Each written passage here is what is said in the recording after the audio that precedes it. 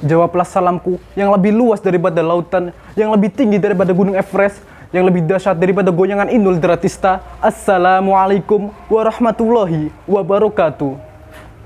Alhamdulillah, alhamdulillahilladzi ja'ala ladi al-qalama lil kitaba, al-kitaba lil ma'rifah, al-ma'rifah lil ibadah, al-ibadatu lillahi ta'ala.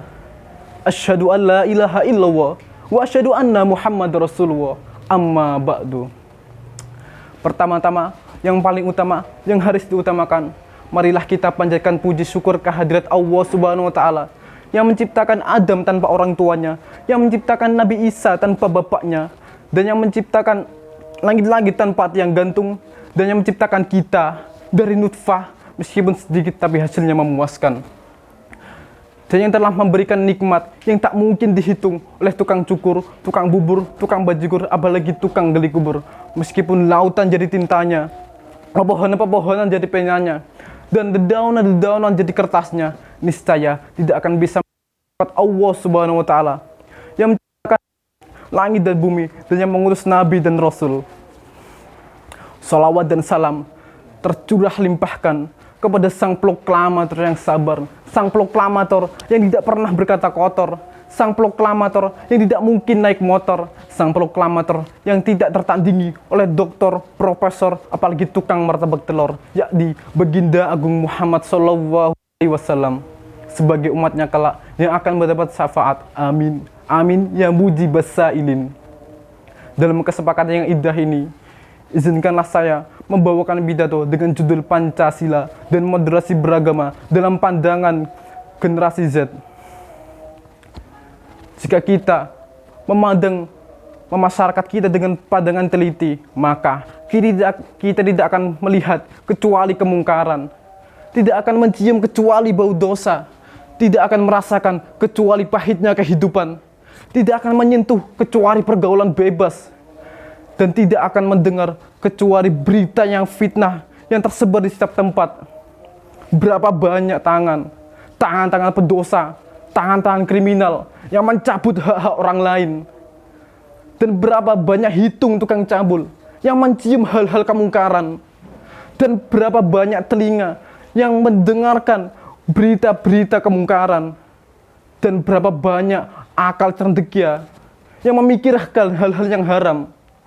Dan berapa banyak hati yang semula tenang lalu terbakar oleh hasutan yang terpendam. Pemuda-pemuda zaman sekarang banyak yang menghisap ganja, meminum narkotika, dan mengonsumsi narkoba. Dan banyak di antara mereka yang melupakan nikmat akhirat dan mencari nikmat dunia. Dan berbeda halnya dengan pemuda-pemuda zaman dulu. Pemuda-pemuda zaman dulu, laut diseberangi, gunung didaki hanya demi mencari ridho ilahi. Tetapi berbeda halnya dengan pemuda-pemuda zaman sekarang. Pemuda-pemuda zaman sekarang, laut diseberangi, gunung didaki hanya demi mencari cinta sejati. Pemuda-pemuda zaman dulu ambil Quran, baca sholawatan, dan tidak lupa zikiran. Tetapi pemuda-pemuda zaman sekarang jalan berduaan, ambil kendaraan malam mingguan. Angkah tirisnya pemuda-pemuda zaman sekarang, pemuda-pemuda yang merusak agama, merusak negara, merusak reputasi dunia hanya demi mencari harta, tahta, wanita.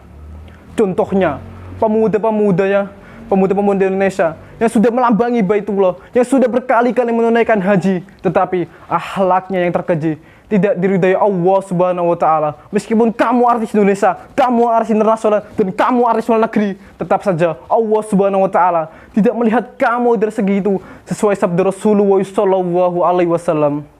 Inna wahala yang dur ila suwarikum wala yang dur ila amwalikum walakin yang dur ila qulubikum. Sesungguhnya Allah Subhanahu wa taala tidak memandang kamu dari segi wajahmu dan tidak memandang kamu dari segi hartamu, tetapi Allah Subhanahu wa taala memandang dari segi hatimu. Bayangkan saja teman-teman, jika Allah Subhanahu wa taala memandang kalian dari segi wajah kalian, maka juri-juri kita yang akan masuk surga. Dan bayangkan saja teman-teman, jika Allah Subhanahu wa taala memandang kalian dari segi harta kalian, maka Raja Salmanlah yang akan masuk surga. Dan jika Allah Subhanahu wa taala memandang kalian dari segi kementaran kalian, maka B.J. Habibie lah yang akan masuk surga. Sekian dari saya. Akhirul kalam. Wassalamualaikum warahmatullahi wabarakatuh.